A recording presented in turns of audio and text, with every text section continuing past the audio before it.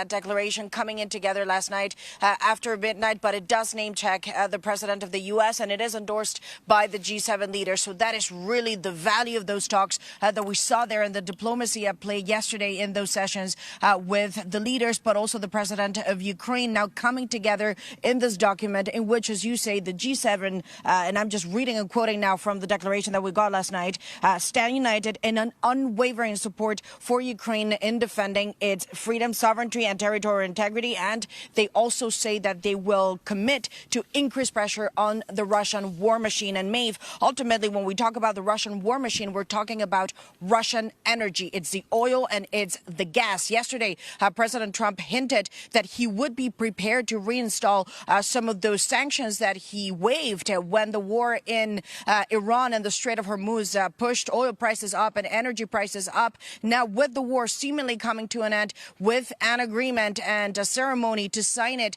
in Switzerland on Friday, the U.S. would be prepared to reintroduce some of those sanctions and increase the pressure on Russia. We should note, however, and this is important, they do not say when they would come in, those sanctions. They also do not detail how big they would be, and there is no timeline or horizon in this declaration. We should also note, and this is relevant because ultimately diplomacy is also the art of sitting together. We have not seen a bilateral meeting between President Zelensky and President Trump. They did have a working session yesterday. President Zelensky was around the table, but it was a group session. We have not seen face-to-face time with the two of them sitting down quietly for a long period. So again, there was a lot of speculation that perhaps there could be a bilateral. For the time being, we have not seen one, but President Zelensky, it is still on site, and then he will head over to Brussels for the European summit tomorrow. But as you said earlier, of course, also in focus, Maria, the Middle East and Iran, where the G7 actually welcomes the efforts of Donald Trump to end the war. Tell us why.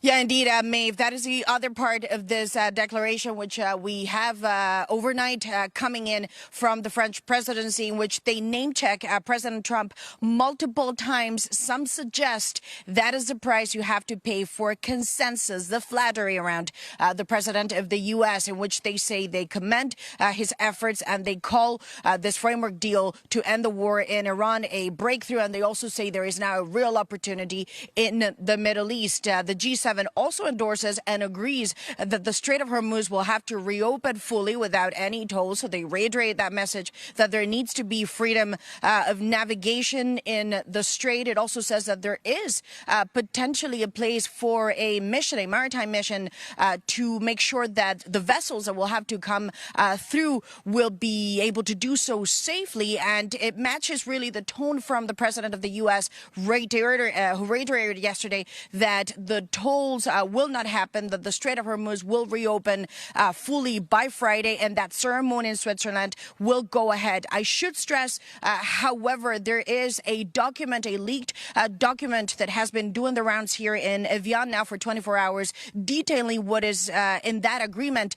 In principle, we have not seen the official version, but this leaked version does show that Iran would commit to not having a nuclear weapon, but there would also be financial incentives for Tehran. At the same time, we were told that the leaders of the EU and the European G7 alongside Canada and Japan were shown by the U.S. a copy of this memorandum of understanding, which we understand is less than 2 pages, and they suggested that it is the basis perhaps to continue negotiations between the two of them, but the upside value of it is that it will now bring hostilities to an end and could have a major repercussion when it comes to the energy market and see prices down.